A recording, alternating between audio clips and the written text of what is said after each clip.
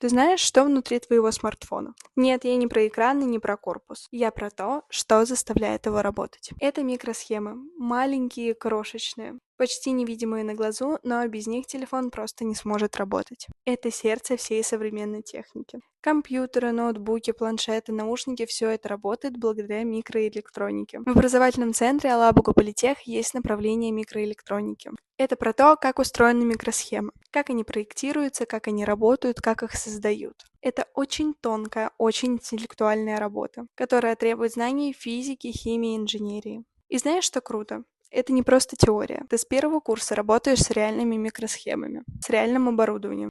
Ты не откладываешь практику на потом. Ты начинаешь понимать электронику с первого дня. Если тебе интересно, как работают технологии изнутри, если ты хочешь не просто пользоваться гаджетами, а создавать их, посмотри на микроэлектронику. Загугли образовательный центр Алабуга Политех. Это реально очень крутое и востребованное направление.